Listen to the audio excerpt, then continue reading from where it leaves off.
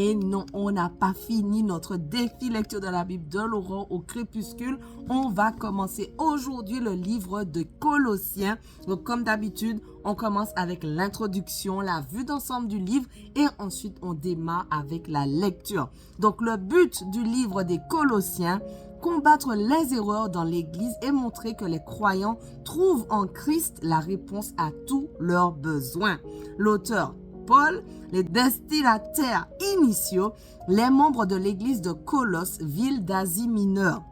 Le contexte, Paul n'avait jamais visité Colosse. L'église de cette ville a probablement été fondée par Épaphras et par d'autres personnes converties lors des voyages missionnaires de l'apôtre. Cependant, elle se laissait entraîner dans le relativisme religieux. Certains croyants tentaient de mélanger des éléments du paganisme et de la philosophie du monde avec la doctrine chrétienne. Paul a dû affronter ces enseignements erronés et affirmer la pleine suffisance de Christ.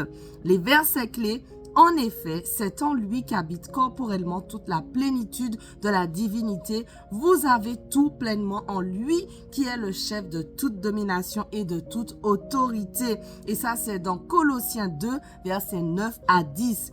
Les particularités du livre.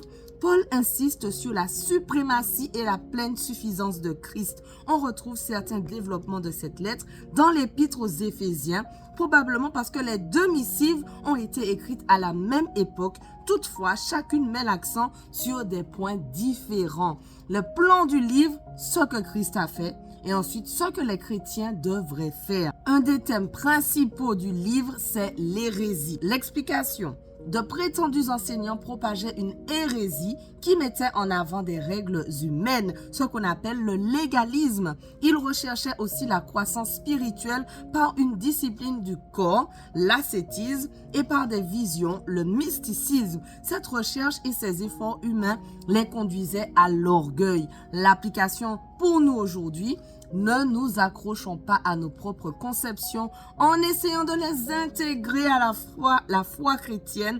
Une aspiration légitime à vivre une expérience chrétienne plus intense ne doit pas nous pousser à accorder plus de foi à un enseignant, à un groupe ou à un système de pensée qu'à Christ lui-même. Christ est notre espérance et la vraie source de notre sagesse. Alors, on commence le livre de Colossiens, Colossiens 1.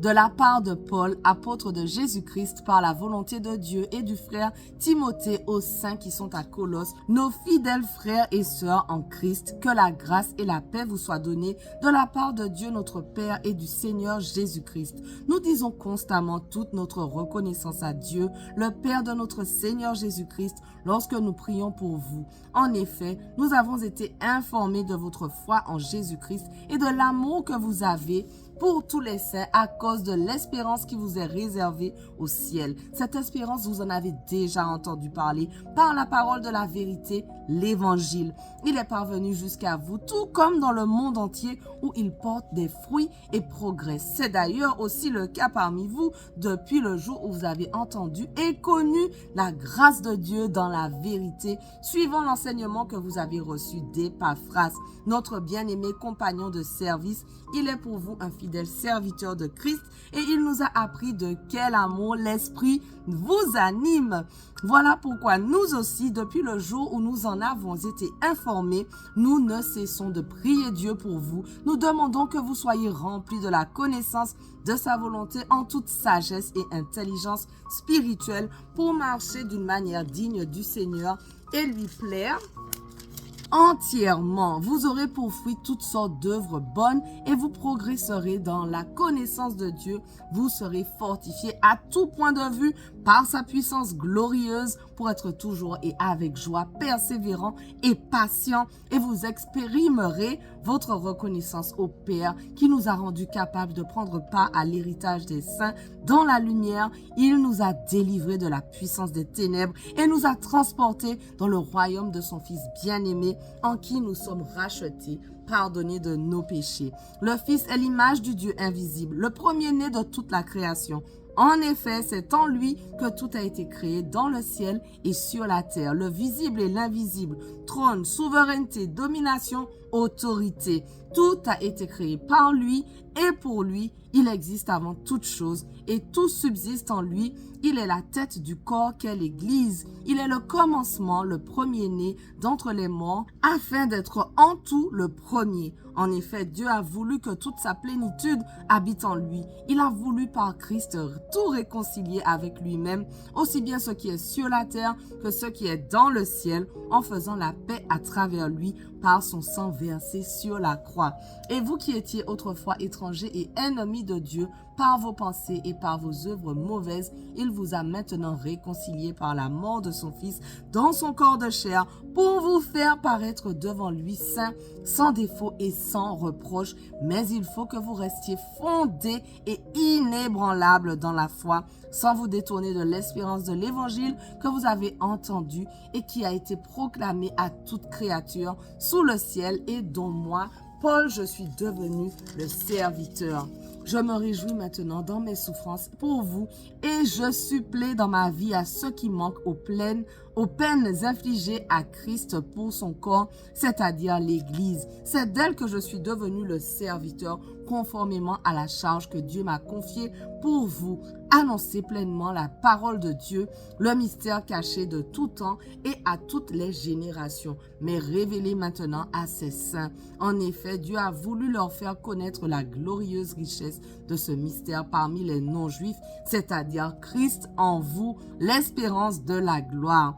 C'est lui que nous annonçons en avertissant et en instruisant toute personne en toute sagesse, afin de présenter à Dieu toute personne devenue adulte en Jésus-Christ. C'est à cela que je travaille en combattant avec sa force qui agit puissamment en moi. Colossiens 2, je veux en effet que vous sachiez à quel point il est grand le combat que je soutiens pour vous, pour ceux qui sont à Laodicée et pour tous ceux qui n'ont jamais vu mon visage. Je combats ainsi afin que, unis dans l'amour, ils soient encouragés dans leur cœur et qu'ils soient enrichis d'une pleine intelligence pour connaître le mystère de Dieu, aussi bien du Père que de Christ. C'est en lui que sont cachés tous les trésors de la sagesse et de la connaissance. Je dis cela afin que personne ne vous trompe par des discours séduisants.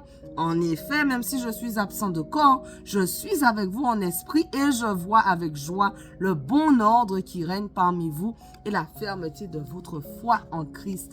Ainsi donc, tout comme vous avez accueilli le Seigneur Jésus-Christ, marchez en lui. Soyez enracinés et fondés en lui, affermis dans la foi, telle qu'elle vous a été enseignée, et soyez-en riches en exprimant votre reconnaissance à Dieu.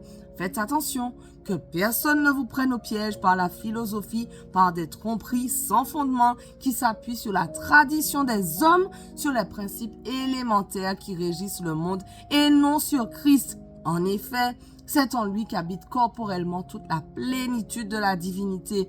Vous avez tout pleinement en lui qui est le chef de toute domination et de toute autorité. C'est en lui aussi que vous avez été circoncis d'une circoncision qui n'est pas faite par la main de l'homme, mais de la circoncision de Christ qui consiste à vous dépouiller du corps de votre nature pécheresse. Vous avez en effet été ensevelis avec lui par le baptême et vous êtes aussi ressuscités en lui et avec lui par la foi en la puissance du Dieu qui l'a ressuscité.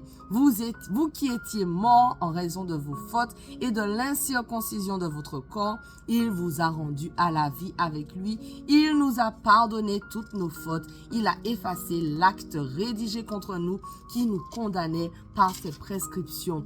Il l'a annulé en le clouant à la croix et il a ainsi dépouillé les dominations et les autorités et les a données publiquement en spectacle en triomphant d'elles par la croix.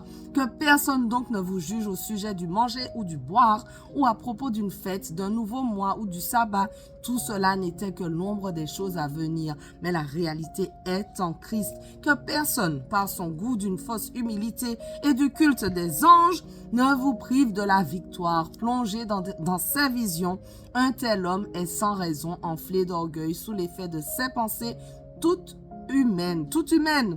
Et il ne s'attache pas à celui qui en est la tête. C'est pourtant d'elle que tout le corps, bien nourri et solidement assemblé par ses articulations et ses liens, tire la croissance que Dieu donne. Si vous êtes mort avec Christ aux principes élémentaires qui régissent le monde, pourquoi, comme si vous viviez dans le monde, vous soumettez-vous à toutes ces règles? Ne prends pas, ne goûte pas, ne touche pas. Elles ne concernent que des choses destinées à disparaître dès qu'on en fait usage. Il s'agit bien là de commandements et d'enseignements humains. Ils ont en vérité une apparence de sagesse car ils indiquent un culte volontaire de l'humilité et le mépris du corps, mais ils sont sans aucune valeur et ne servent qu'à la satisfaction personnelle. Merci Seigneur pour cette lecture d'aujourd'hui. Merci parce que tu nous rappelles d'être humble Seigneur, de ne pas faire les choses pour se faire voir, mais vraiment Seigneur avec un cœur sincère. Merci pour tous ceux qui sont avec moi dans ce défi. Aide-nous chacun à arriver jusqu'au bout, à garder notre motivation et permets-nous de mettre en pratique tout ce que nous avons appris aujourd'hui au nom de Jésus. Amen. Voilà, notre passage du jour touche déjà à sa fin, mais on continue dès demain. On ne lâche rien. Allez, sois bénis.